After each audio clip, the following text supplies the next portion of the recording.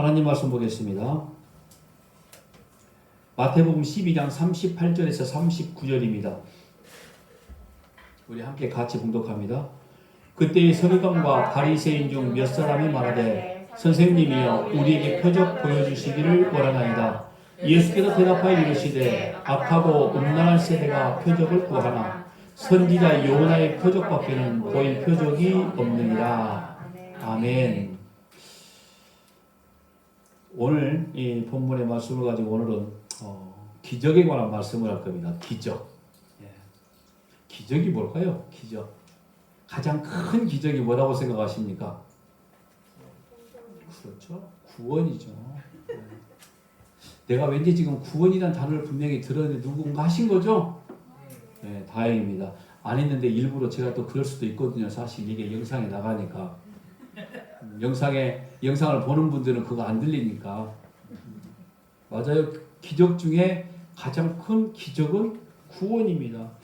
하나님의 부르심인 거죠. 오늘 좀 전에 우리가 찬양했던 것처럼. 하나님의 온 인류를 만드시기 이전부터 너는 내 거라고 칭해 주시고 그리고 내가 너를 구원하겠다, 구원했다라고 이렇게 말씀하신 것. 여러분 기적 중에 그보다 더 큰 기적은 없습니다.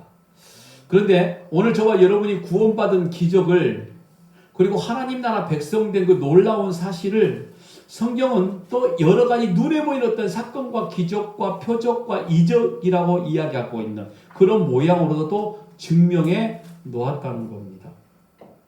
그래서 오늘 이 말씀을 전하는데 제가 지난주까지 이 오후 예배 말씀을 드리면서 잘못된 기복주의 신앙에 빠질 수 요소가 있는 몇 가지 부분들을 이렇게 말씀을 드렸고 오늘은 기복주의보다는 약간 신비주의 쪽에 빠질 수 있는 요소가 바로 이 기도하면서 나타난 기적이라고 이야기를 할 수 있는 거죠. 기적, 이적, 표적. 굉장히 이런 단어들이 성경에 종종 많이 등장하기도 합니다. 그러다 보니까 여기에 신비주의자들이 많이 생겨나잖아요. 자, 우리가 많이 들어왔던 이야기. 우리 스스로가 말합니다. 기독교는 체험의 종교다. 이야, 맞아요. 어떤 면에서는 맞는 소리예요. 정답 맞췄다고 상품 없습니다. 그런데 체험이 신비적인 것이나 기적적인 것의 체험이나 자기 소원이 기도하면 막 척척 이루어졌던 거, 이런 체험을 말하는 게 아닙니다. 그런데 많은 사람들이 기독교는 체험의 종교다라고 이야기했을 때는 다 또 그렇게 이야기해요. 뭔가 자기 눈에 보이는 사건들이 뭔가 희한한 일들이 벌어졌던 일, 특별히 자기가 신앙생활하면서 기도했던 일들이 뭔가 이루어졌다 해서 체험의 종교다라고 이야기를 한다는 거죠. 물론 그게 100% 틀린 건 아닙니다. 맞다라고 이야기할 수도 있어요. 그런데 진짜 체험은 어떤 체험이어야 되냐면은 오늘 저와 여러분의 믿음 신앙을 자라게 하는 이 기독교의 체험이라는 것은 내가 기도하는 대로 무슨 일들이 다 이루어졌던 것이 아니라 기도하는 족족 실패하는 거예요. 다 이루어지지 않는 거예요. 왜 그렇게 내 인생은 실패의 연속일까? 왜 그렇게 내 인생은 이렇게 되는 일이 하나도 없을까? 아니 내 인생은 왜 이렇게 환난이 많아? 왜 이렇게 고난이 많아? 그런데 오늘 오전에 말씀드린 것처럼 이 내 안에 알 수 없는 이 평안은 뭐지? 너무 힘이 들어 정말 죽을 것 같은데 너무 힘이 들어서 도망쳐버리고 싶은데 아니 근데 지금 내 안에 이 작은 평안은 뭘까? 아니 나를 지배하고 있는 이 생각은 뭘까? 여러분 그게 기적인 거예요. 이 기적을 오늘 낮에도 말씀드린 거죠. 세상이 알 수도 없고 세상이 줄 수도 없는 오직 예수 그리스도 안에 진리 안에 있는 오늘 저와 여러분에게만 이루어진 샬롬 평안의 기적이라 이 말인 거죠. 우리가 기도 중에 종종 써먹는 말씀들이 굉장히 성경에 많이 있습니다만 그 중에 대표적인 게 이겁니다. 빌립보서 4장 12절에 13절입니다. 나는 비천에 처할 줄도 알고 풍부에 처할 줄도 알아. 모든 일 곧 배부름과 배고픔과 풍부와 궁핍에도 처할 줄 아는 일체의 비결을 배웠노라. 13절 같이 시작. 내게 능력 주시는 자 안에서 내가 모든 것을 할 수 있느니라. 아멘이십니까? 갑자기 이게 우리 숨교의 특징입니다. 이제 아멘을 해야 될 것과 안 해야 될 것을 나름의 구분이 돼요. 이제 아멘 하셔도 됩니다. 어쨌든 이 말씀 보면 막 힘이 막 그냥 솟아나는 것 같아요. 뭔가 잘 될 것 같아. 근데 그건 12절 안 보고 어디만 보는 거죠 지금? 13절만 보는 거예요. 내게 능력 주시는 자 안에서 내가 모든 것을 할 수 있다. 내가 만든 능력 아니야. 하나님이 주신 거야. 우리가 그 안에 있잖아. 그럼 내가 무엇인데 하면 할 수 있어. 봐, 아멘 안 하잖아. 아멘 안 해야 돼요. 여기서는. 내가 할 수 있는 게 뭐가 있을까요? 하나님은 내게 능력 주시는 자 안에서 내가 하나님 안에 있는 건 분명한 사실인데 하나님이 능력이 있으신 건 분명한 사실인데 하나님의 능력이 내게 베풀어지는 건 내가 구하는 대로 이루어지는 것이 아니다. 하나님이 뜻대로 주시는 거거든요. 그러니까 하나님 마음에 흡족한 하나님 마음에 합당한 이런 것들이 오늘 또 우리의 삶 속에서 분명히 이루어지는 거죠. 그런데 여러분 제가 이 말씀은 13절만 딱 뽑아서 보면은 안 되는 거라고 그랬죠. 기억나세요? 12절 말씀이 어떤 거냐면요. 감옥에서 쓴 사도 바울이 지금 움직이지 못하는 착고에 매여 있어서 제대로 움직이지 못하는 상황에서 이 말씀을 지금 기록했다는 걸 우리가 생각을 해야 되는 거예요. 지금 현재 사도 바울이 내게 능력 주시는 자에서 내가 무엇이든지 모든 걸 다 이룰 수 있다 했다면은 착고가 손에 풀어지고 감옥에서 나가야 되는 거 아닙니까? 그게 솔직히 우리가 원하는 거잖아요. 그죠? 일이 해결되는 거. 그런데 사도 바울의 고백은 이게 어떤 거냐면 하나님께서 능력을 주셔서 내가 감옥 같은 고난과 배고픔과 비천도 이겨낼 수 있는 자가 되었다는 거지. 자기가 원하는 모든 것 뭐든지 전부 다 이룰 수 있다는 게 아니다 이 말인 겁니다. 그러니까 기독교의 체험은 그러니까 기독교는 체험의 종교다라고 말했을 때 이런 체험을 이야기하는 겁니다. 이게 진짜 성경적인 체험인 것이고요. 이 체험이 있어야만 신비주의자로 안 가는 거예요. 눈에 보이는 어떤 기적적인 사건이 벌어졌다 할지라도 그 기적을 보고 쫓아가는 존재가 아니라 하나님이 내 안에 계심을 쫓아가는 존재가 되어져 가는 거잖아요. 근데 눈에 보이는 것만 쫓아가게 되어지면은 그게 바로 신비주의자. 아주 신령한 척. 자기가 기도 조금 했더니 이런 일들이 이루어졌다더라.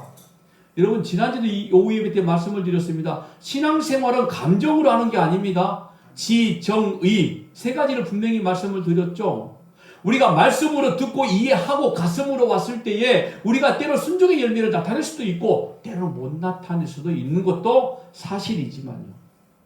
우리가 머리로 내 마음으로 알게 되어졌을 때 그게 아는 게 뭐라고 했을까? 체험적인 거라고 그랬잖아요. 하나님의 말씀이 내 안에 임했을 때 단순하게 머리뿐만 아니라 그 말씀이 바로 내 거야 라고 인정되어지는 순간이 제대로 이제 내가 알았어. 하나님이 어떤 분인가.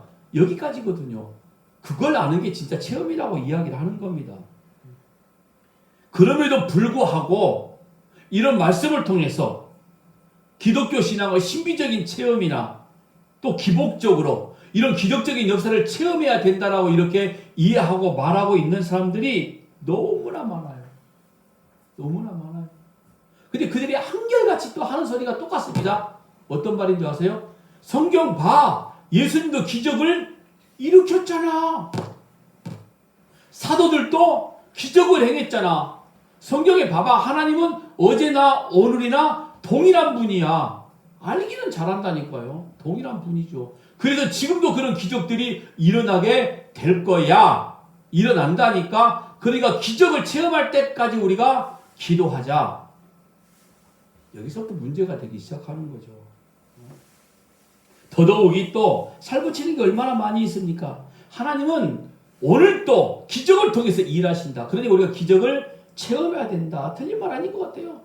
하나님이 우리를 얼마나 많이 사랑하시니 자기의 독생자 아들 예수 그리스도를 십자가에 죽여버리시기까지 오늘 우리를 사랑하시니 우리가 그 하나님 아버지를 믿고 있는 하나님의 자녀이니 믿음으로 기도하면 하나님의 기적적인 사건을 통해서 우리를 악한 질병에서 치료해 주시고 모든 문제에서 해결해 주실 거 맞는 거잖아.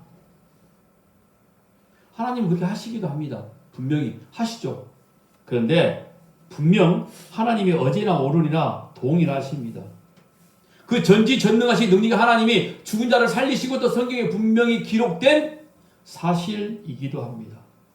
하나님은 하나님의 자녀인 저와 여러분이 행복하게 사는 것도 원하시는 것도 분명히 사실일 것 같아요. 아니, 사실입니다. 그런데 하나님이 저와 여러분을 행복하게 만들 수 있는 주시는 복의 개념과 우리가 우리 스스로 행복하다고 여겨지고 있는 복의 개념은 다르다는 걸 알아야 된단 말이죠.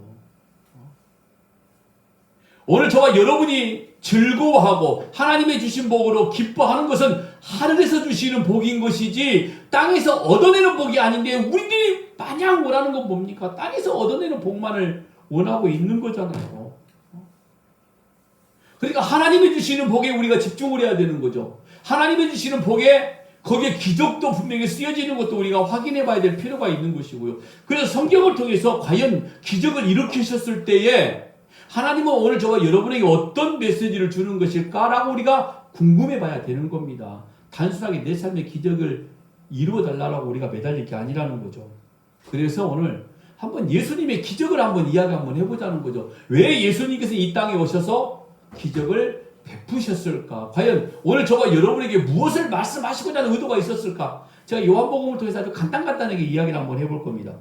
자, 먼저 결론적으로 말씀을 드리면요. 예수님이 행하신 모든 기적, 이적, 표적, 모든 것들은 예수님이 하나님이라는 사실 신적 기원과 그리고 예수님이 하실 일과 예수님이 이 땅에 오신 목적에 관한 기적이었어요.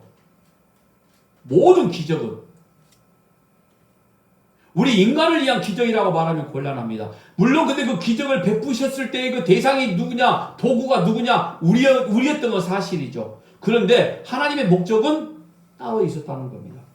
자, 요한복음 5장 36절에 뭐라고 말씀하신지 기적에 대해서 정확히 말씀하고 있는 겁니다. 같이 한번 읽어볼게요. 시작. 내게는 영원의 증거보다 더 큰 증거가 있으니 아버지께서 내게 주사 이루게 하시는 역사, 곧 내가 하는 그 역사가 아버지께서 나를 보내신 것을 나를 위하여 증언하는 것이요. 역사, 기적, 표적, 이적, 하나님의 하시는 일. 그런데 뭐라고 그랬죠? 나를 보내신 것을 나를 위하여 증언하는 것이라. 그러니까 기적을 통해서 누가 증거되는 겁니까? 예수 그리스도. 기적을 통해서 우리의 삶의 모양이 달라진다? 이게 목적이 아니라 기적을 통해서 예수가 보여지고 예수가 증거되고 예수가 나타나게 되어지고 하나님의 나라가 어떤 것인가를 보여주고 근데 도구로 우리를 쓰다 보니까 우리에게도 분명한 때로는 질병의 치료함, 귀신이 쫓기다 이런 것들도 우리가 알 수 있는 거죠. 그러니까 여러분 이게 어떤 목적을 가지고 하나님께서 기적을 일으켰느냐 이걸 먼저 우리가 생각하는 게 가장 중요한 문제가 되어지는 거예요. 그런데 모든 인간들이 전자가 아니라 어디입니까? 후자예요. 내가 체험하고 내가 받은 거에만 집중하고 있다는 거죠. 하나님이 기적을 일으키신 목적보다 이 도구로 쓰임받은 내가 어떻게 내게 어떤 유익이 있는가 여기에 집중을 해버린다는 거죠. 그럼 뭐가 된다고 그랬죠? 신비주의자가 되는 거예요. 체험주의자가 되어져 버린다니까요. 결국에는 그의 신앙관들이. 자, 요한복음 말씀 더 한번 볼게요. 요한복음에는 이 마태복음, 마가복음, 누가복음 이 사복음서에 기록된 기적들 중에서 중복된 것도 있지만 딱 7가지만 이 기적을 기록해 놓았습니다. 그러니까 수많은 이적들 중에 딱 7개만 등장하게 되어지는데 분명한 목적이 있다라는 거죠. 요한복음 20장 30절에서 31절 말씀 보면 예수께서 제자들 앞에서 이 책에 기록되지 아니한 다른 표적도 많이 행하셨으나 그러니까 수많은 기적들이 있었다는 거죠. 그런데 31절에 시작 오직 이것을 기록하면 너희로 예수께서 하나님의 아들 그리스도이심을 믿게 하려 하며 또 너희로 믿고 그 이름을 힘입어 생명을 얻게 하려 함이니라. 아멘이십니까? 이게 목적입니다. 기적의 목적. 하나님의 역사, 결론의 목적이 이거였어요. 예수께서 하나님의 아들 그리스도이심을 메시아임을 믿게 하시려고 그리고 또 너희로 믿고 그 이름을 힘입어 생명 뭡니까? 영생을 바로 얻게 하려 함이니라. 알게 하신다는 거예요. 이것 때문에 예수께서 기적을 베푸시다라고 말씀을 하고 있는 겁니다. 그러니까 우리 삶 속에 일어난 모든 기적을 여기에 초점을 맞춰야 되는 거죠. 여기에 핵심이 있어야 되는 겁니다. 우리가 예수의 이름으로 기도하는 이런 모든 일들의 결론이 어디냐면은 하나님의 나라가 보여지고 예수 그리스도가 누구인지 알게 되어지는 그 기적, 거기에 우리가 중심을 맞춰야 되는 거죠. 우리 삶의 모든 문제의 해결에 맞추지 말라 이 말인 거예요. 그건 얻어지는 그냥 결과물인 거라니까요. 목적에 집중을 해야지 결과에 집중하면 안 된다는 겁니다. 제가 이런 표현도 한번 오래전에 써본 기억이 있습니다. 시골에 가면 장날, 지금도 장 있잖아요. 저 어렸을 때 어머니가 장날 시장에 갔다 오시면은 어린 마음에 어머니가 빨리 왔으면 좋은데 어머니가 보고 싶은 마음 1도 없어요. 장날 가면 일단 양손에 들고 오는 먹을 거, 장날 따라가고 싶은데 못 따라오게 만들어. 사람들이 많으니까. 뭐 길 잃어봤자 시골에 뭐 솔직히 잊어버리겠어요? 근데 우리 어머니가 굉장히 유난스러우셨던 것 같아요. 못 따라오게 만들어. 또 한 가지 목적이 분명히 있었을 것 같아요. 우리 어머니는 나를 안 데리고 가신 이유가 뭐 사달라고? 조를까봐. 그런데 시장에 다녀오시면은 손에 있는 봉다리에 뭐 들었을까? 혹시 내가 좋아하는 옥고시, 뭐 순대 이런 거 있을까? 옥고시가 뭔지 모르시죠? 당장이에요. 다 안 해. 나만 하는 줄 알았더니 나하고 같은 세대야 다 그러니까. 옛날 사람. 혹시 그런 거 사가지고 오지 않을까? 그런 것처럼 우리가 예수의 이름으로 기도하고 신앙생활에 나가는데 하나님이 나를 이 땅에 보내주신 목적, 성도로 만드신 목적이 중요한 게 아니라 이미 나는 성도 됐어. 그러니까 하나님의 손에 있는 나한테 뭔가 유혹되는 게 무엇일까? 기도하면서 그것만 기대하고 있다는 거죠. 그게 신비주의라니까요. 하나님은 그것 때문에 우리에게 기적을 베푸시지는 않는다라고 말씀을 하는 거예요. 우리의 문제 해결을 위해서 이적을 일으켜 주신 것이 아니라고 분명히 요한복음 20장에 말씀을 하잖아요. 만약에 우리에게 당면한 문제 해결을 위해서 예수님께서 기적을 행하신 것이라면 왜 갈릴리, 뭐 벳세다, 가버나움 여기저기 일일이 다니시면서 왜 예수님께서 기적을 일으키셨을까요? 그게 목적이라고 그러면은 예수님은 전능하신 하나님이시잖아요. 거기 가버나움, 벳세다 일일이 거기 다니지 아니하셔도 말씀 한마디에 이 땅에 있는 모든 질병 다 치료받을지다. 끝. 죽은 자들 다 살아날지어다. 무덤 다 열리는 거예요. 그게 목적이셨다면 근데 그게 아니라는 거죠. 단 한 번에 병 걸린 사람들 다 나아라. 아니 솔직히 우리가 예수 그리스도를 믿는데 어떤 체험이 있어야 우리 하나님을 믿을 수 있는 건가요? 믿는다, 믿음 이게 뭐예요? 하나님이 주신 선물이라는 우리가 너무나 잘 알고 있는 거잖아요. 그냥 우리가 믿을 수 있다는 것은 내 눈에 보이는 어떤 기적적인 사건을 통해서 우리가 예수 그리스도를 믿어진 게 아니라 하나님이 오늘 저와 여러분에게 주신 선물인 믿음으로 인해서 그분을 믿게 되어지는 것이지 기적 사건을 통해서 믿어진다? 그건 여러분 우리 눈으로 확인한다는 것뿐이죠. 여러분 우리는 그런 체험이 없어도 언제든지 예수님의 이름과 그분이 하신 일로 인하여 하나님 앞에 담대히 나아가서 당당하게 기도할 수 있는 때로는 우리의 요구를 들어달라고 때를 쓸 수도 있는 존재인 겁니다. 왜요? 예수 그리스도가 나의 구원자이심을 하나님이 주신 믿음의 선물로 알게 되었으니까요. 오늘 저와 여러분이 그런 믿음이 있기를 바랍니다. 눈에 보이는 어떤 사건 해결, 문제 해결을 통해서 하나님이 살아계시다 자랑할 문제가 아니라 물론 그것도 우리가 자랑할 수 있고 선포할 수 있는 거지만은 먼저 하나님이 내게 주신 선물로 인해서 우리가 당연하게 예수 그리스도가 나의 구원자임을 자랑할 수 있는 그런 기적적인 역사가 날마다 임하기를 바랍니다. 자, 요한복음에 여러분 가장 먼저 나오는 기적이 혹시 뭔지 아십니까? 그렇죠. 성경 좀 읽어요. 두 분 빼고. 요한복음 2장 1절 같이 한번 읽어볼게요. 시작. 사흘째 되던 날 갈릴리 가나에 혼례가 있어 예수의 어머니도 거기 계시고 잘 아는 내용이죠. 물로 포도주를 만든 사건 현장입니다. 요한복음 우리 말씀 전할 때 드렸던 말씀이죠.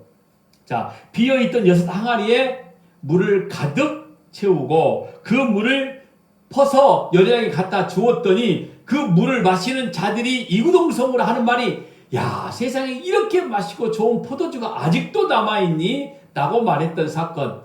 우리가 주일학교 아이들이 늘 불렀던 물이 변하여 포도주 됐네. 이거였습니다. 그런데 여러분, 그 물이 변하여 포도주가 되었네. 이 기적, 이 표적은 잔치집에는 포도주가 떨어지면 절대로 안 되니까 반드시 포도주가 있어야 되니까 예수님이 가장 필요한 걸 채워주셨다. 이걸 말씀하는 게 아니라고 분명히 말씀을 드렸습니다. 진짜 잔치가 되기 위해서는 뭐가 있어야 되는 거죠? 하나님 나라 잔치의 모형이 지금 가나 혼인잔치예요. 근데 하나님 나라의 진짜 잔치가 베풀어지기 위해서는 필요한 게 뭐냐면 예수 그리스도의 십자가의 구속 피였습니다. 즉 죄인들의 잔치는 하나님의 나라에서 이루어지는 거거든요. 완전하게 구원받은 자들 잔치. 이걸 지금 상징적으로 보여주는 거란 말이에요. 지금 그 하나님 나라 잔치를 이 가나 혼인잔치를 통해서. 근데 거기에 필요한 게 뭐가 있었다고 그랬죠? 포도주였어요. 포도주는 곧 예수 그리스도의 피를 말씀하는 것이고 십자가의 죽으심을 이야기하는 거였어요. 거기에서는. 거기 더더욱이 돌 항아리 6개가 뭡니까? 돌 항아리 6개는 물을 담아두는 거란 말이에요. 유대인들이 정결릇이 손발을 닦는 거란 말이에요. 그런데 그 유대주의, 정결릇이 그 율법주의가 완전히 비워내야 되는 거죠. 그 돌 항아리 6개가 전부 다 비워졌어. 비워낸 돌 항아리를 예수께서 말씀하셨어. 그러니까 유대인들이 가지고 있는 율법주의자들의 생각들을 전부 다 걷어내는 겁니다. 다 빼야 되는 거예요. 거기에 뭘 부어넣는 거죠? 물. 즉 포도주. 예수 그리스도의 생명을 불어 넣어준 거죠. 이게 바로 가나 혼인잔치 기적의 목적이거든요. 오늘 저와 여러분이 뭘 보여주셔야 하는 거죠? 십자가의 구속에 대한 은혜였어요. 그게. 그래서 요한복음 2장 11절에 이렇게 말씀을 하는 겁니다. 예수께서 이 표적을 첫 표적을 갈릴리 가나에서 행하여 그의 영광을 나타내심에 제자들이 그를 믿으니라. 그의 영광이 뭐예요? 영광이 십자가에 죽으신 사건이 영광이란 말이에요. 하나님이 받으실 만한 영광, 오늘 저와 여러분에게 주어지는 은혜, 이게 영광이에요. 단순하게 이 물을 빨간 포도주로 변하게 만드는 게 영광이 아니라 십자가의 죽음에 대한 사건을 말씀해 준 거기 때문에 영광을 나타내심에 제자들이 그를 믿으니라. 뭘 믿은 거죠? 나의 구원자 예수를 믿은 거예요. 물이 변하여 포도주를 만들어 놓으신 어떤 마술 같은 그런 걸 믿어진 게 아니라. 그러니까 지금 이 기적은 뭘 말하고 있는 거죠? 십자가의 사건이죠. 그런데 우리가 기도할 때 물이 변하여 포도주를 만드신 놀라우신 하나님, 오늘도 우리의 삶의 약한 힘든 내용들이 바뀌어져서 좋은 일들로 많아지게 하옵소서. 해버리면 곤란하다 이거죠. 또 거기에 또 한마디 했잖아요. 따지지 말고 제발 무조건 순종해. 물 부어라 했으면 부어 그냥. 맞는 말이에요. 그리고 한 가지 더 이렇게 이야기합니다. 순종하면 하나님의 기적은 이루어져. 제자들이 물 붓지 않았어도, 하인들이 물 붓지 않았어도 예수는 그 기적을, 표적을 분명히 일으키셨어요. 근데 다만 그 인간을 도구로 쓰신 거죠. 돌 항아리 6개와 물을 도구로 쓰신 것이다 이 말이에요. 포도주가 필요한데 물을 부었잖아. 의심할 만 하잖아. 포도주가 필요한데 왜 물을 부으라고 그러지? 더더욱이 정결 예식을 행하는 돌 항아리에 손과 발을 씻는 그 항아리에 물을 부어? 아니 더럽게 어떻게 이런 일을 시키지? 근데도 말 한마디 안 하고 불평 한마디 안 하고 대들 사람 없이 다 순종했잖아. 그러니까 여러분도 순종해야 돼. 이렇게 말하면 여러분들이 아멘 안 하죠. 여러분들은 안 해. 다른 데 가면 다 아멘 해요. 제가 해보니까 그렇더라고. 순종하면 기적이 나타난다니까 그래도 아멘 안 하네. 다른 데서는 다 한다니까. 그리고 한 가지 살짝 더 붙여요. 내가 기도해보니까 하나님이 그렇게 말씀하셨어. 어느 기도원에 가면 그런 분이 계십니다. 내가 기도해보니까 찬송가 500장을 300분만 불러봐봐. 그럼 뭐가 달라질 거야? 순진한 믿음이 있는 전도사님, 권사님들이 그 이야기를 듣고 찬송가 500장을 300번 불렀다는 거 아닙니까? 자기가 생각하는 일들이 이루어졌으면 좋겠으니까 순진한 거라고 말했지만은 솔직히 말해서 멍청한 거죠. 또 여기까지 말하는데 또 말을 듣더라고. 당신은 우리 기도원에 1년 동안 와서 주방 가서 봉사해야 돼. 그럼 당신 모든 문제가 해결될 거야. 이렇게 말하니까 세상에 1년 동안 그 기도를 올라가서 주방 봉사를 하고 있는 거예요. 기도를 원장님이 그렇게 했대. 기도해보니까 그런 응답이 왔대. 완전 무당인 거죠. 그리고 왜 그게 가스라? 기적은 그게 아니라니까 진짜. 여러분 다시 말씀드리지만 가나 혼인잔치 물이 변하여 포도주 되었다. 부족한 포도주를 채우는 게 예수 그리스도가 목적이 아니라 예수님으로 인한 진짜 잔치를 보여주는 진짜 풍성함이 뭔지를 보여주고자 하는 하나님 나라 잔치의 모형인 겁니다. 그걸 봐야 되는 거죠. 자, 기적 하나 이렇게 이야기했습니다. 자, 두 번째 이적이 어떤 거냐면 요한복음에 왕의 신하의 아들을 고치신 사건이에요. 아세요? 알긴 한데 제대로 사실 이 이야기는 아주 많이 알고 있지 않아요. 사실. 그쵸? 자, 보세요. 요한복음 4장 46절입니다. 예수께서 다시 갈릴리 가나에 이르시니 전에 물로 포도주를 만드신 곳이라 왕의 신하가 있어 그의 아들이 가버나움에서 병들었더니 라고 말씀을 합니다.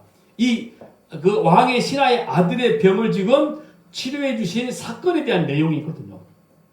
자, 기억나시면 질병, 죽음 이런 것들이 제가 뭐라고 말씀을 드렸죠?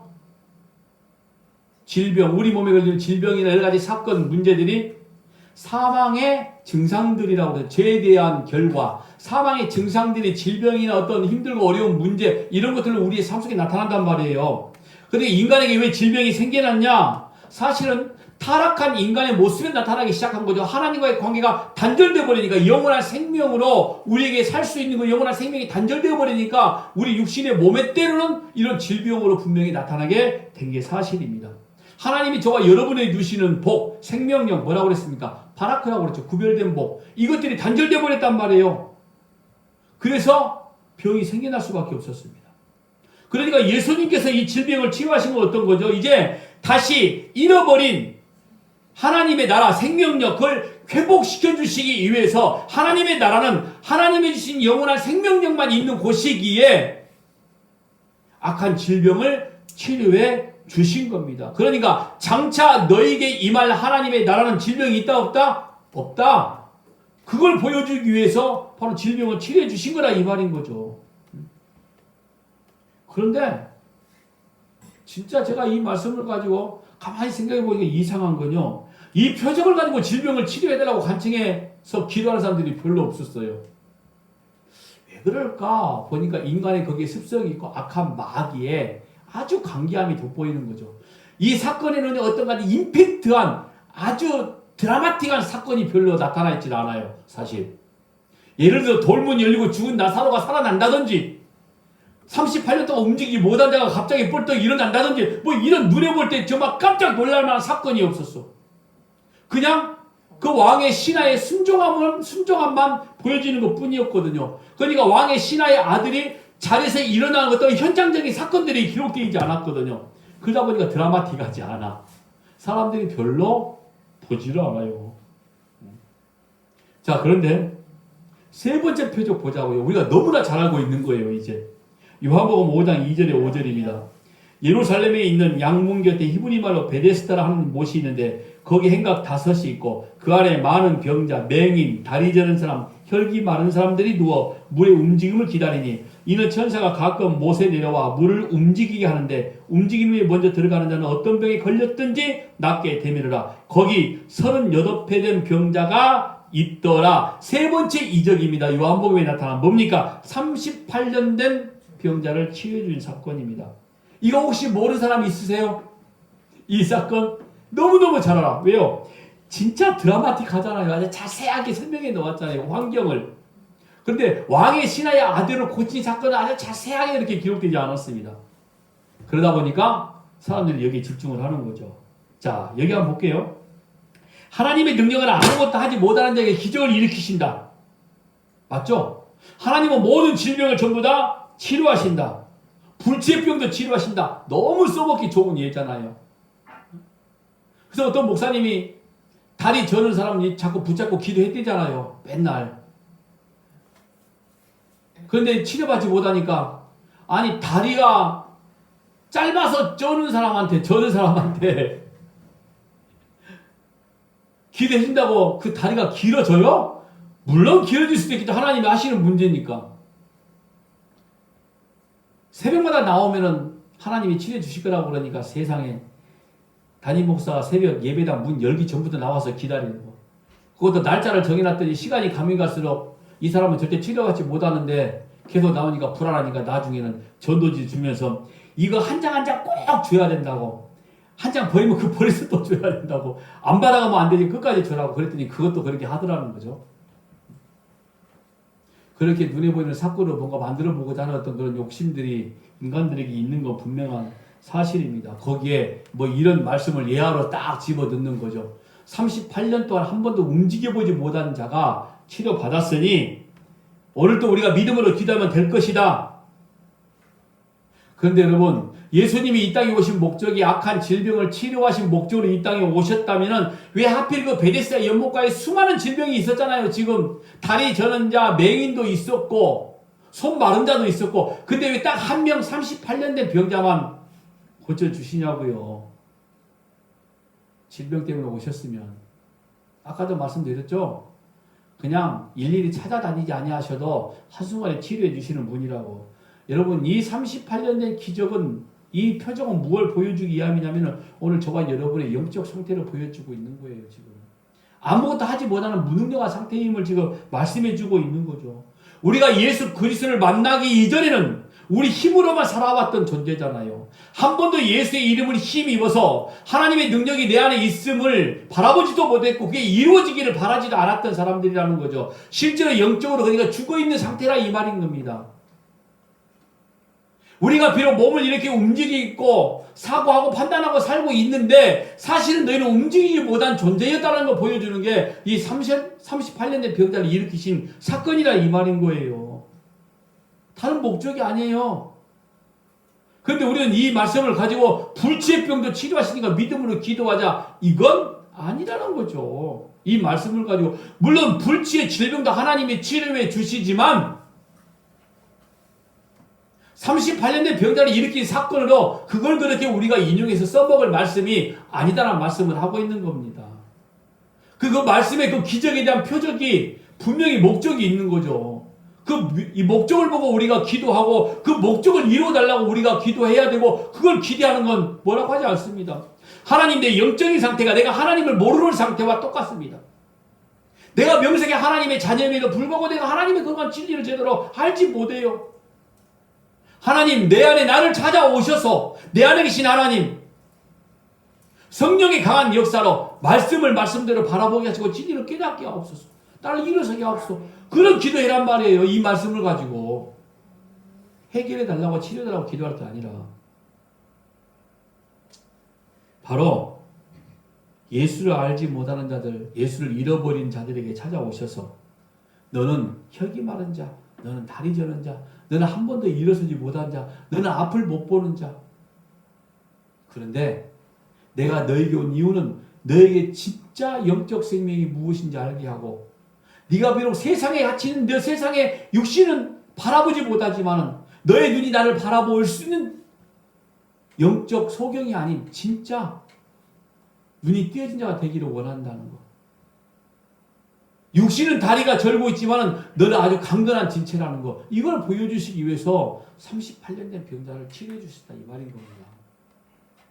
그리고 네 번째 기적이 우리가 또 너무나 잘 알고 있는 오병이어의 표적 아닙니까? 요한복음 6장 9절 여기 한 아이가 있어 보리떡 5개와 물고기 2마리를 가지고 있나이다.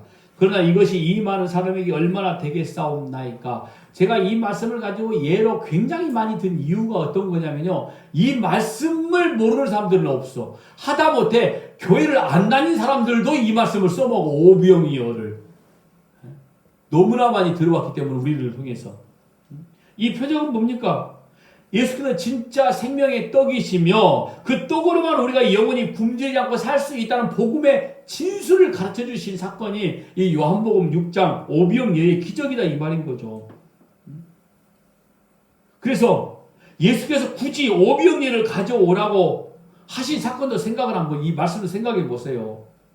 그러니까 예수님이 말씀 한마디로 그냥 너희들 다 배불리 했다면 딱 끝이야. 예수님 말씀 한마디면은 그냥 거의 한 2만 명이 되는 사람들 앞에 전부 다 진주 성찬 다 차려낼 수도 있는 거 아닙니까? 아니 그들 아예 처음부터 굶주리지 않아도 돼. 근데 굳이 왜 물고기 두 마리도 아니 두 토막이거든. 사실 정확히 표현한다고 그러면 물고기 두 토막 보리떡 5개 이거 가지고 오라고 말씀하셨을까? 예수님은 그거 물고기 두 토막으로 보리떡 5개로 이 수만 명이 먹을 수 없다는, 즉 불가능한 소재를 가지고 하나님의 가능함을 보여주는 거거든요. 지금 불가능한 소재, 오늘 불가능한 우리, 이걸 지금 보여주는 거죠. 우리의 능력으로, 우리의 생각으로 도저히 이루어질 수 없는 일들을 예수께서 하시는 일들이다. 그런데 오늘 우리가 도저히 할 수 없는 일이 뭐냐면 우리가 스스로 생명을 얻어낼 수가 없어. 우리가 이 땅을 살아가는데 하나님의 말씀이 아니면 도저히 살아갈 수가 없어. 이걸 보여주시기 위해서 보리떡 5개 그리고 생명의 떡을 설명하시는 거거든요. 이 오병이의 표적을 가지고 얼마나 우리가 많은 일들을 합니까? 이야기를 합니까?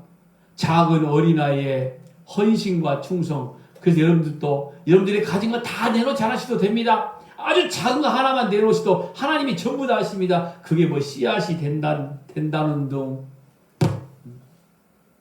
갖다 붙이는 거, 그거 아니란 말입니다. 하나님의 영원한 생명의 말씀을 지금 설명해 주기 위함이었고, 불가능한 것들을 통해서 하나님의 가능함을 보여주기 위한 표적이 바로 이 오병이의 표적이었다는 거.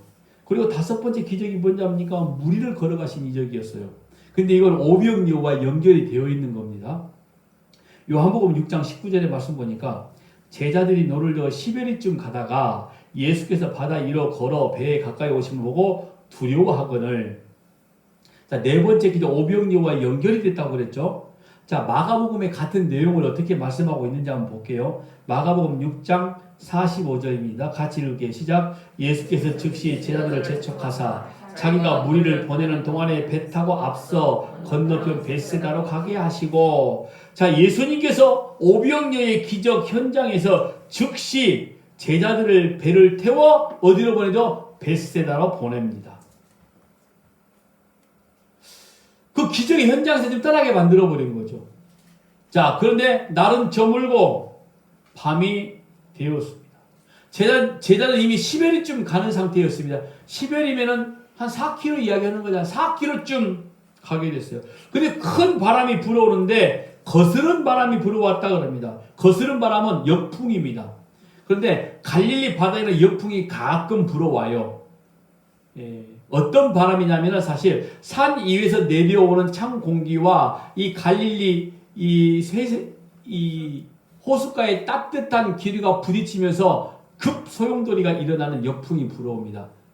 그런 지금 마치 사도 바울의 말하는 유라굴로와 같은 그런 폭풍이 호숫가에 일어날 때가 가끔 있대요.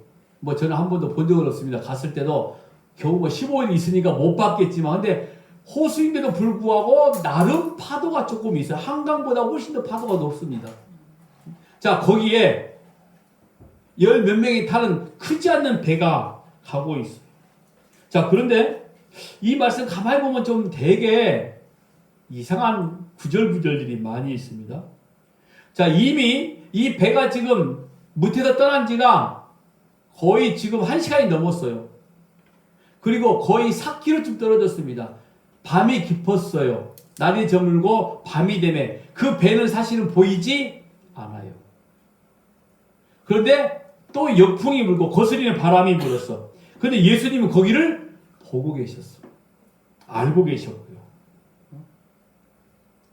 그러니까 예수님은 오병이어의 표적 뒤에 예수님의 자녀를 먼저 보내신 목적이 분명히 있었거든요. 당연히 그들은 어떤 문제에 부딪힐 것이라는 사실도 예수님은 예견하고 계셨던 사실인 거죠.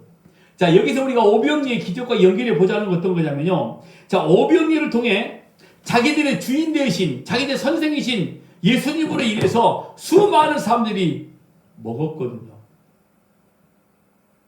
속된 말로 어깨에 힘 좀 들어가죠? 그리고 자기들이 직접 배부를 전부 다 했단 말이에요. 야, 이거 죽어도 남음이 있네? 세상에 12광줄이나 남아버렸어. 사실 그들은 그들에게 나눠주는 빵과 물고기가 어떻게 해서 생긴 것이 잘 모르는 사람들이 훨씬 더 많았을 겁니다.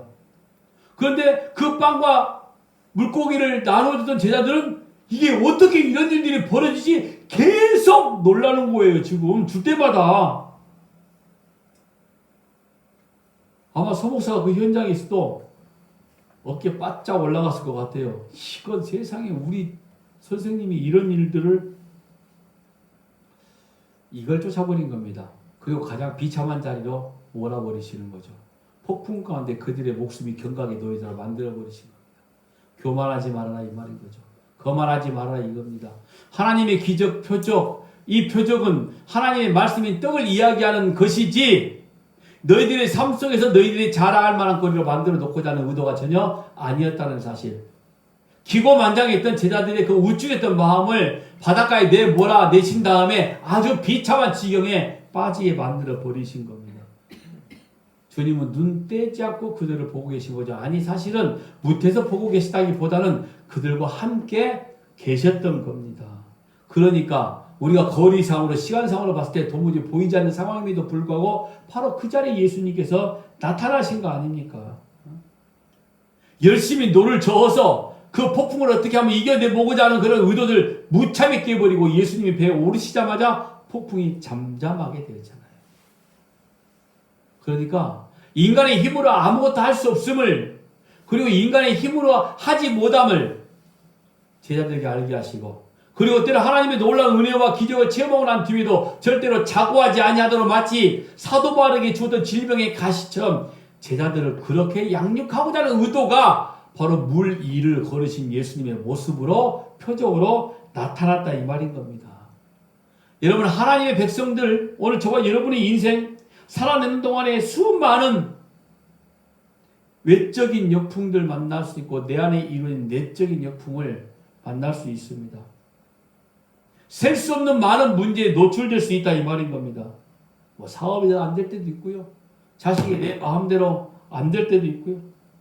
내 몸에 질병들이 찾아올 수도 있고 이런 외풍들. 그래도 내 안에 어떤 그런 내적인 갈등들과 악한 일들이 얼마나 많이 생깁니까? 분노, 뭐 모난 성격, 근심, 뭐 염려, 우울. 계속 우리는 인생 가운데 이런 외부에서 오는 것과 내 안에서 이루어지는 어떤 악한 바람과의 역풍과의 싸움이 있다라는 거죠. 그때 오늘 저와 여러분이 우리 스스로 빠져나올 수 없다는 사실을 직시하게 만드시고 예수가 우리 안에 계셔야만 그 배 안에 계셨을 때에 잠잠해진 것처럼 폭풍이 사라진 것처럼 내 안에 예수님이 계심을 믿음으로 고백할 때 우리가 세상의 풍파는 없어지지 아니했다 할지라도 우리는 진짜 평안을 누릴 수 있다. 이걸 지금 말씀해 주기 위한 표적인 겁니다. 시편 139편 15절 16절에 말씀합니다. 내가 은밀한 데서 지음을 받고 땅의 깊은 곳에서 기이하게 지음을 받은 때에 나의 형체가 주의 앞에 숨겨지지 못하였나이다. 내 형질이 이루어지기 전에 주의 눈이 보셨으며 나를 위하여 정한 날이 하루도 되기 전에 주의 책에 다 기록이 되었나이다. 즉 내 모든 모습들을 하나님이 낱낱이 전부 다 알고 계신다는 말씀인 거예요. 내 형질이 이루어지기 전에도 하나님이 내가 어떤 존재임을 전부 다 알고 계신다는 말씀을 하는 겁니다. 하나님의 온전하심이, 하나님의 거룩하심이 가장 나를 안전하고 온전한 길로 인도해 주신다는 사실을 지금 말씀해 주고 있는 거예요. 그래서 이사야서 41장 10절에 이렇게 말씀하잖아요. 같이 한번 읽어볼까요? 두려워하지 말라. 내가 너와 함께함이라. 놀라지 말라. 나는 내 하나님이 됨이라. 내가 너를 굳세게 하리라. 참으로 너를 도와주리라. 참으로 나의 의로운 오른손으로 너를 붙들리라. 하나님이 우리와 함께 동행하신다는 말씀 아닙니까? 우리를 떠나시지 아니한다는 말씀인 거죠. 이사야서 43장 2절이 정점을 찍죠. 내가 물 가운데로 지날 때 내가 너와 함께할 것이라. 강을 건널 때 물이 너를 침몰하지 못할 것이며 내가 불 가운데로 지날 때 타지도 아니할 것이요 불꽃이 너를 사르지도 못하리니. 여러분, 이 말은 우리가 어떤 상황에 빠져 있던 어떤 상황 속에 우리가 지금 놓여 있던 하나님은 절대로 하나님의 시선이 우리에게서 떠나지 아니하신다는 말씀을 지금 하고 계신 겁니다. 그런데 이 약한 풍랑 속에서도 예수님이 지켜보고 계시던 것처럼 오늘 저와 여러분의 인생 내적으로 또 외적으로 힘들게 찾아오는 모든 근심과 걱정의 문제거리 가운데서도 하나님이 함께 하심을 믿으시기 바랍니다. 기적을 통해서 이걸 보여주시기 위함이었어요. 단순하게 무리를 잠잠하게 만들어주시는 게 아니라 내가 너와 함께한다 이걸 보여주시기 위함의 표적이 바로 이와 같은 사건이었다. 그리고 6번째 기적이 뭐냐면요. 소경으로 난 자, 태어날 때도 맹인된 자가 눈을 뜨게 되는 사건입니다. 그게 요한복음 9장에 있는 내용이죠. 요한복음 9장 1절에 예수께서 길을 가실 때 날 때부터 맹인된 사람을 보신지라. 자, 이 9장에 태어날 때부터 앞이 보이지 않는 자가 등장합니다. 그런데 예수님은 이 맹인이 왜 맹인이 된 것이냐고 묻는 제자들의 질문에 부모의 죄도 아니고 이 사람의 죄도 아니고 단지 하나님의 하시는 일을 나타내기 위함이다 라고 아주 애매모호한 말씀을 하신 거예요. 솔직히 맹인도 앞을 보지 못한 이 사람도 예수님이 누구신지 그분이 지금 지나가고 계신지 모르고 있는 겁니다. 근데 예수님이 그 사람을 찾아가시잖아요. 그리고 땅에 침을 뱉어 진흙을 이겨서 그 속의 눈에 발라주시는 겁니다. 그리고 실로 못에 가서 씻으라. 왜 그렇게 복잡한 이런 방법을 쓰셨을까?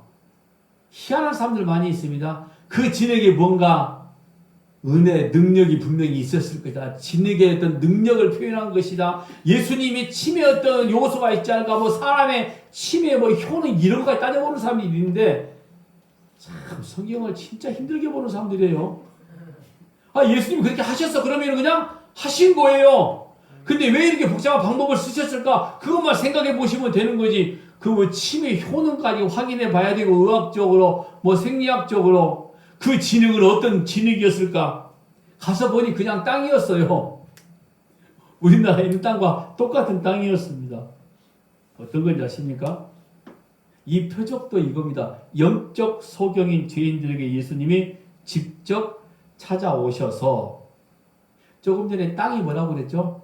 땅 저주받는 거라고 그랬죠. 범죄한 이후로부터 땅은 가시와 엉겅퀴만 내는 지 저주받는 땅 흙을 짓이겨서 그 저주받은 흙을 어디가 씻는 거죠? 실로암 모대가 씻게 되어지는 거. 예수님이 직접 저주받은 자가 되어져서 예수님이 침으로 그 진흙을 이겼으니까 예수님 자신이 직접 땅과 하나가 되어져서 죄인의 눈에 붙어져서 물로 깨끗이 씻겨놨는데 눈이 보여진 사건은 오늘 저와 여러분의 죄를 예수님이 십자가에 지고 가신 사건을 말해주는 거. 영적 소경된 오늘 저와 여러분을 지금 보여주는 사건이 바로 이거거든요. 보여주고자 하는 게. 그래서 뭐라고 그랬죠? 하나님의 영광을 위한 일이라고 그러잖아요. 영광을 위한 일. 눈을 뜨게 된 사건이 하나님의 영광을 위한 일이다. 하나님의 영광이 뭐라고 그랬습니까? 십자가의 구속의 사건이 하나님의 영광이란 말이에요. 그러니까 알 수 없는 태어날 때부터 맹인된 이 자가 예수가 누구인지도 모름에도 불구하고 예수님이 직접 찾아오셔서 즉 선택받은 자에게 하나님이 직접 오셔서 구원시키는 과정을 설명해 주기 위한 기적인 것이지 맹인의 눈을 뜨는 기적적인 사건에만 지금 우리가 집중하고 있을 수 있는 이런 내용이 아니라는 겁니다. 한마디로 뭐예요? 구원의 복음을 선포하는 기적이었어요. 마지막 7번째 기적이 뭐냐면 죽은 나사로가 살아난 사건입니다. 자, 이쯤 되면 이제 이 죽은 나사로가 살아난 사건이 어떤 내용을 가리키고 있는 건지 혹시 이해가 되십니까? 그렇죠. 죽은 자를 살리신 하나님, 그러니까 산자의 소원도 반드시 들어준다? 무슨 우리나라 그 격언 비슷한 거 이런 거 죽은 놈 소원도 들어주는데 살아있는 사람의 소원도 못 들어줘? 뭐 이상한 갖다 그런 격언 갖다 붙여가지고 죽은 자도 살리시는 하나님 산자의 소원은 더 들어주시지 않겠느냐 뭐 이런 쪽으로 붙여낼 말씀이 아니라 예수님의 부활 오늘 저와 여러분의 새로운 생명에 관한 말씀이라는 거 이제 딱 아시죠? 기적은 그렇게 보는 거예요. 자, 요한복음 11장 43절 44절에 이 말씀을 하시고 큰 소리로 나사로야 나오라 부르시니 죽은 자가 수족을 배로 동인 채로 나오는데 그 얼굴은 수건에 쌓였더라. 예수께서 이르시되 풀어 놓아 다니게 하라 하시니라. 그런데 거기서도 이렇게 말씀하죠. 요한복음 11장 3절 4절 같이 한번 읽어볼까요? 이에 그 누이들이 예수께 사람을 보내 이르되 주여 보시옵소서 사랑하시는 자가 병들었나이다 하니 시작 예수께서 들으시고 이르시되 이 병은 죽을 병이 아니라 하나님의 영광을 이해하며 하나님의 아들이 이로 말미암아 영광을 받게 하려 함이라 하시더라. 죽을 병이 아니래. 근데 죽었어. 예수님이 거짓말하신 거죠 지금? 많은 사람들이 사기치신 거 맞는 거죠? 죽었으니까 죽지 않는다 그랬으니까. 그럼 예수님은 지금 뭘 말씀하는 거죠? 영원한 생명을 지금 말씀해주고 있는 거죠. 나사로는 영원한 생명이 사라지지 않았어요. 육신이 잠깐 지금 눈을 감고 있을 뿐인 거죠. 무덤에 들어갔을 뿐인 거죠. 세상의 수많은 가치로 바라보는 눈은 나사로가 죽었지만 예수님은 그가 결코 죽지 않았다. 영원전부터 이미 선택을 받은 하나님의 백성이기 때문에 영원부터 살아있는 존재, 즉 부활지체란 사실을 지금 나타내주고 있는 기적이 이겁니다. 그래서 부활이여 생명이신 예수 그리스도로 말미암아 죄와 허물로 죽어있던 죄인들이 다시 살아난 사건을 보여주고자 하는 것. 시각적인 교육이란 말이에요 지금 이게. 이것으로 요한복음의 기적이 끝이 납니다. 예수님께서 하셨다. 자, 여기서 예수님께서 하신 기적 7가지만 말씀을 드렸거든요. 제가 다음 주는 마태복음, 마가복음, 누가복음, 사복음서에 나와 있는 예수님의 기적에 대해서도 이야기를 할 거예요. 그런데 결론적으로 어떤 겁니까? 예수님은 예수님 자신이 하나님의 아들임과 동시에 십자가의 구속의 복음을 선포하기 위한 도구로 기적을 쓰셨던 것이지, 질병든 자, 불쌍한 자, 가난한 자, 힘든 자들을 해결해 주시기 위한 목적으로 이 땅에 오신 목적이 아니라는 거죠. 기적은 이렇게 봐야 되는 겁니다. 기적은 이렇게 보면은 신비주의자가 생겨날 수 없는 거죠. 왜? 내가 하는 게 아니기 때문에. 내 삶에 어떤 이득이 되고 내 삶에 어떤 필요한 문제가 해결되는 게 아니기 때문에. 그런데 이런 은혜는 분명히 있는 거죠. 우리가 기적을 이렇게 바로 보게 되었을 때에 하나님의 기적은 이미 처음부터 시작이 되어진 거 아닙니까? 우리를 부르신 사건부터. 그러니까 우리 인생에 우리는 여러 가지 기적을 분명히 체험할 거예요. 솔직히 이것도 기적 아닙니까? 저와 여러분이 만난 것도 언제 어떻게 볼 수 있는 사이 아니잖아요. 아, 길거리 지나가다가 내가 목사님을 여러분들이 알 수 있을 것 같아요? 절대 모르지. 더더욱 이렇게 입고 다니면. 하나님의 기적은 여러분 특별한 목적이 있습니다. 하나님의 영광, 하나님의 나라, 하나님 자신. 그리고 거기 오는 저와 여러분을 도구로 쓰신다는 것. 오늘 도구로 쓰임받기를 바랍니다. 하나님의 영광이 오늘 저와 여러분을 통해서 증거되는 복된 자가 되어지길 주의 이름으로 부탁합니다.